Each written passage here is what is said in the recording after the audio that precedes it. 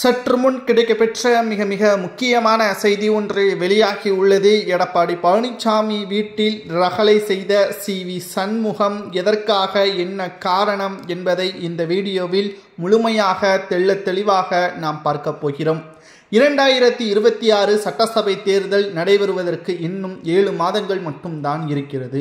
CV. சண்முகமோ தன்னுடைய ஆதரவாளர்களுக்கும் வேட்பாளர் பதவி கொடுக்க வேண்டும், சட்டசபை தேர்தலில் தான் யாரை கூறுகிறேனோ அவர்களுக்குத்தான் வேட்பாளராக நியமனம் செய்ய வேண்டும், அதை மீறி செயல்பட்டால் நிச்சயமாக அதிமுகவிலிருந்து நாங்கள் புதிய அணியாக உருவெடுப்போம் என்பதற்கேற்ப இன்று காலை சி.வி. சண்முகம் அவர்கள் எடப்பாடி பழனிசாமியின் வீட்டில் கூறியுள்ளார். இது பரபரப்பை ஏற்படுத்தியுள்ளது. இது இன்று நடந்த பிரச்சனையா என்று கேட்டால் நிச்சயமாக கிடையாது. கடந்த சில வாரங்களாகவே சி.வி. சண்முகம் அவர்களுக்கும் எடப்பாடி பழனிசாமி அவர்களுக்கும் இடையே ஏற்பட்டுள்ள மோதல் இன்று மிகப்பெரிய அளவில் பேசும் பொருளாக மாறியுள்ளது. எடப்பாடியின் விசுவாசியாகத்தான் சி.வி. சண்முகம் அவர்கள் இருந்தார். ஆனால் இப்பொழுது தனது ஆதரவாளர்களுக்கு முக்கிய பதவிகளை கொடுக்க வேண்டும்.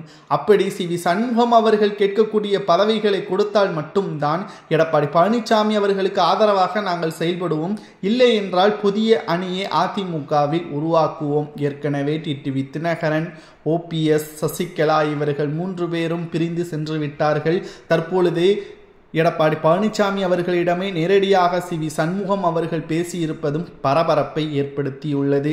சரி, அதிமுகவில் எடப்பாடி பழனிசாமி அவர்களது திட்டம்தான் என்ன? அதாவது வருகின்ற சட்டசபை தேர்தலில் எப்படியாவது ஆட்சியை கைப்பற்ற வேண்டும், பாஜகவுடன் கூட்டணியே வேண்டாம் என்று முடிவில் இருந்த எடப்பாடி தற்பொழுது கூட்டணிக்கு சம்மதம் தெரிவித்ததற்கு காரணமே அதிமுக பாஜக கூட்டணி அமைந்தால் மத்தியிலிருந்து பல ஆதரவுகள் கிடைக்கும், செல்வாக்குகள் கிடைக்கும், அதை வைத்து மக்களிடம் தங்களுடைய கருத்துக்களை எடுத்து கூறலாம் என்பதுதான். ஆனால் இது சி.வி. சண்முகத்திற்கோ சுத்தமாகவே பிடிக்கவில்லை. மக்களவை தேர்தலிலும் தோல்வி, அதற்கு முன்பாக நடைபெற்ற சட்டசபை தேர்தலிலும் தோல்வி.